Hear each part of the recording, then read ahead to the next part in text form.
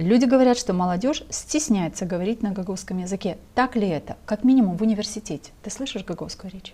Ребята, приезжие из сел, между собой, да, вот еще говорят на гагаузском, но по большей части, вот, к сожалению, нет. Это где-то из-за незнания, где-то из-за, вот, как вы говорите правильно, стеснения своего языка. Не у всех, но у многих это вот есть. А как ты думаешь, почему стесняются своего родного языка люди? Во-первых, им навязали такую мысль, что вам гагаузский вообще не нужен. Где вы его будете использовать? Вот я часто такое слышу, хотя мы все прекрасно знаем, что знание гагаузского языка — это возможности в тюркском мире.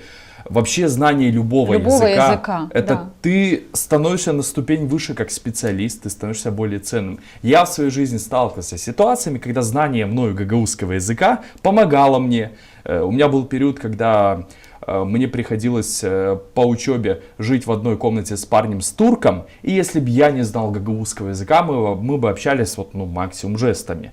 Но вот какое-то хотя бы вот это вот базовое знание гагаузского языка помогло нам общаться и так далее, и так далее. А как ты думаешь, почему молодежь, гагаузы, которым вот внушили, как ты говоришь, да, что зачем, некуда идти с гагаузским языком, незачем, следовательно, его изучать, почему они не могут переубедить как минимум себя в том, что это мой родной язык, и его надо знать хотя бы потому, что это мой родной язык?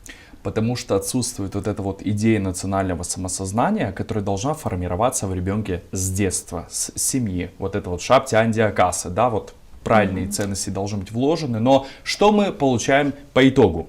Молодые люди из Гагаузии, многие, не знают гагаузский язык, они не знают румынский язык, который является государственным, плохо знают английский язык, тоже очень многие, и не получают каких-то международных возможностей. И даже на русском языке говорят с ошибками.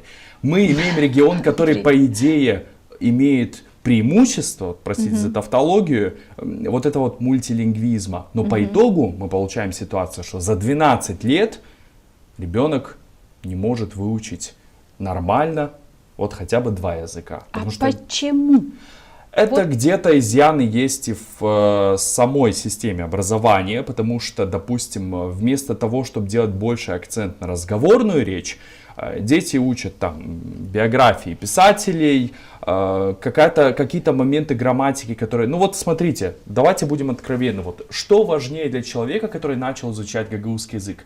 Как на гагаузском называются члены предложения или разговорные фразы? Наверное, нужно начать с этого, с разговорных фраз.